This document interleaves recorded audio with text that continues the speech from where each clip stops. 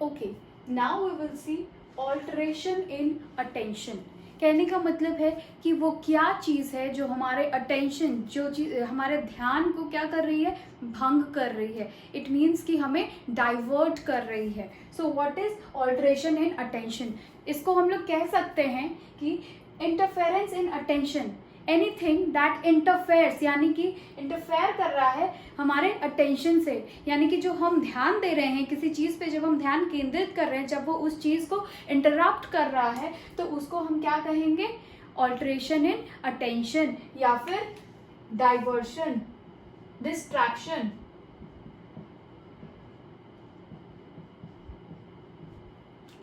तो basically we will call it as distraction.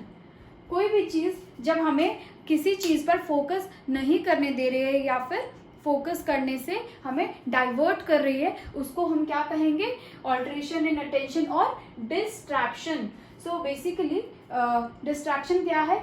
A thing that prevents from concentrating. वह वस्तु जो हमें ध्यान, किसी चीज़ पर ध्यान देने से क्या करती है? रोकती है। उसे हम क्या कहेंगे? डिस्ट्रैक्शन। या फिर हम ये कह सकते हैं दूसरे आसान शब्दों में, object that directs our attention away. वह ऑब्जेक्ट, वह वस्तु जो हमारा ध्यान जो है कहीं और, जहां हम फोकस करना चाह रहे हैं वहां के अलावे कहीं और जो है हमारा ध्यान को लेकर चले जाए, उसको हम कहते हैं डिस्ट्रैक्शन। या फिर अगर बुक की डेफिनेशन को देखें तो the alteration in attention to reduce the efficiency of work is called distraction. कहने का मतलब है कि हमारे काम में वो अल्टरेशन, यानी कि वो तत्व जो हमें हमारे काम पे फोकस नहीं करने दे रही है, उसे ही हमने क्या कहा? डिस्ट्रैक्शन। कहने का मतलब है कि अगर हम कोई भी काम कर रहे हैं, अगर बार बार कभी हमें आवाज़ आ रही है या कभी कोई बदबू आ रही है या बार बार ऐसी आवाज़ें जिससे हम अपनी पढ़ाई पे ध्यान नहीं दे पा रहे हैं, तो वैसी चीज़ों को हम क्या कहेंगे? डिस्ट्रैक्शन। जो हमें हमारे काम को सही सुचारू रूप से करने में हमारे ध्यान को क्या करे? भंग करे, यानी कि हमें डिस्ट्रैक्ट करे, उसे ही हम कहते हैं distraction. So now we will be talking about sources of distraction, यानी कि वो क्या क्या सोर्सेस हैं जिसके वजह से हमें क्या होता है? अटेंशन किसी चीज़ पर देने में प्रॉब्लम होती है या फिर डाइवर्ट हो जाता है हमारा अटेंशन। तो वो सोर्सेस क्या है? तो सोर्सेस जो है दो टाइप के हैं, one is external and another is internal. External वो सोर्सेस है जो बाहर के एनवायरमेंटल फैक्टर्स की वजह से जो डिस्टर्बेंस हो रहा है उसको हम लोग कहते हैं एक्सटर्नल सोर्स ऑफ डिस्ट्रैक्शन। जैसे कि नॉइज, यानी कि बाहर से कोई आवाज़ें आना, या फिर म्यूज़िक, कोई बहुत ज़ोर से अगर आप कोई काम कर रहे हो और बहुत ज़्यादा म्यूज़िक का आवाज़ आए, या फिर इम्प्रॉपर लाइटनिंग, अगर सफिशिएंट लाइटनिंग ना हो, अगर आप लिखना चाह रहे हो, कुछ लिख रहे हो और रूम में अंधेरा हो, तो फिर आपको डिस्टर्बेंस होगा, आप काम नहीं कर पाओगे, अटेंशन नहीं दे पाओगे। फिर अनफेवरेबल सीट्स, या आप जिस चेयर पे बैठ के काम कर रहे हो अगर वो सीट कंफर्टेबल नहीं है, अगर आपको प्रॉब्लम हो रहा है, वो आपको चुभ रहा है, तो फिर तो भी आप बार बार आपका ध्यान जो है सीट पर जाएगा और आप अपने काम को अटेंशन नहीं दे पाओगे।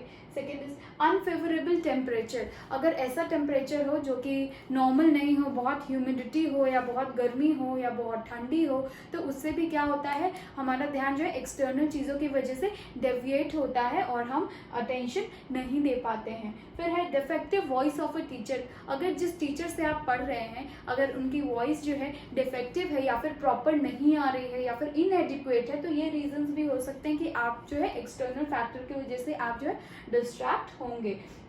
देन इनएडिक्वेट वेंटिलेशन, कई बार ऐसा होता है कि रूम में वेंटिलेशन नहीं होने की वजह से जो आप अगर उस रूम में कोई काम कर रहे हैं तो आपका अटेंशन जो है इस वजह से भी आपका डाइवर्ट होगा। Okay, then we will see internal factors, तो जो भी चीज़ें हमारे शरीर के अंदर से रिलेटेड है, हमारे बॉडी के अंदर, अभी तक जो हमने देखा एक्सटर्नल, हमारे बॉडी के बाहर यानी कि एक्सटर्नल फैक्टर्स थे। अब जो भी हमारे बॉडी से रिलेटेड चीज़ें होंगी, अगर हम इंटरनली अगर हमारे बॉडी को किसी चीज़ से प्रॉब्लम है, अगर बॉडी में प्रॉब्लम है, उसकी वजह से अगर हम अटेंशन नहीं दे पा रहे हैं, तो दोज आर इंटरनल फैक्टर्स, जैसे कि इल हेल्थ, यानी कि अगर हम बीमार हैं तो हम चाह कर भी कई बार बीमार होने की वजह से हम किसी चीज़ पर फोकस नहीं कर पाते हैं। फिर है इमोशनल डिस्टर्बेंस, अगर हम इमोशनली अगर मैं ठीक नहीं हूँ, लाइक अगर मैंने कोई अपने फेवरेट पेट को खो दिया है, लेकिन उसकी वजह से क्या होता है, जैसे कि अब मैं फोकस नहीं कर पा रही हूँ अपनी पढ़ाई पे, मैं बार बार अपने पेट के बारे में सोच रही हूँ, तो ऐसी इमोशनल डिस्टर्बेंस, फॉर एग्जांपल कि ऐसे इमोशनल डिस्टर्बेंस की वजह से भी डिस्ट्रैक्शन हो जाता है। देन इज फ्रस्ट्रेशन, अगर मैं किसी चीज़ को लेकर फ्रस्ट्रेटेड हूँ तो उस वजह से भी मैं अटेंशन नहीं दे पाऊंगी, मैं बार बार डाइवर्ट होंगी। अगर मैं बोर हो रही हूँ या वो टॉपिक बोरिंग है या बोर्डम, मुझे बोर फील हो रहा है, लाइक इंटरनल फैक्टर्स की बात करें, मुझे बोर फील हो रहा है, तो फिर मैं उस चीज़ पे ध्यान नहीं दे पाऊंगी। फिर लैक ऑफ मोटिवेशन, अगर मेरे अंदर लालसा नहीं है कि मुझे ये चीज़ों को समझना है, पढ़ना है पास होने के लिए, अगर मेरा तो क्या है, मेरे पास मोटिवेशन नहीं होगा, तो फिर मैं अपने आप को पुश नहीं कर पाऊंगी कि मैं उस चीज़ पे ध्यान दूँ। फिर है फटीग या टायर्डनेस, अगर हम बहुत ज़्यादा थके होते हैं तो कई बार ऐसा देखने को मिलता है कि थके होने की वजह से क्या होता है, हम किसी चीज़ पर फोकस नहीं कर पाते हैं, हमारा अटेंशन जो है डाइवर्ट हो जाता है। तो ये थे दो फैक्टर्स, इंटरनल और external, which were sources of distraction. Now this is the last topic of attention. Now we will be talking about types of distraction, कि आखिर जो ये distraction है जो हमें attention किसी चीज़ पर फोकस करने से रोकता है, वो कितने टाइप का है। तो that is of two types. One is continuous and another is discontinuous.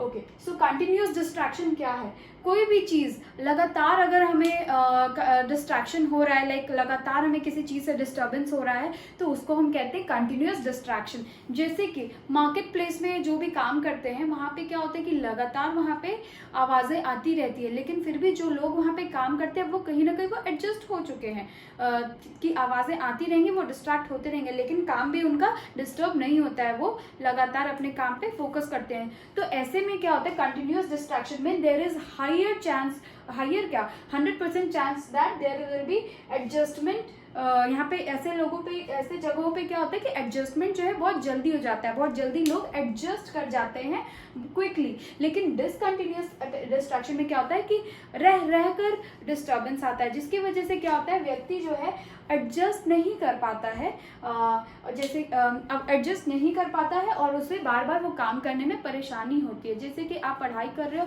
और रह रहकर कोई आपका कोई कॉल बेल बजा रहा है और आपको गेट खोलकर देखना पड़ रहा है, तो ऐसे में क्या होता है कि आप बार बार फोकस करना चाह रहे हो किसी टॉपिक पर, बट आप नहीं कर पा रहे। So this is what is discontinuous distraction. अगर किसी को कोई प्रॉब्लम है किसी टॉपिक में, you can comment down and you can ask problems related to any topic and that will be clarified. Thank you.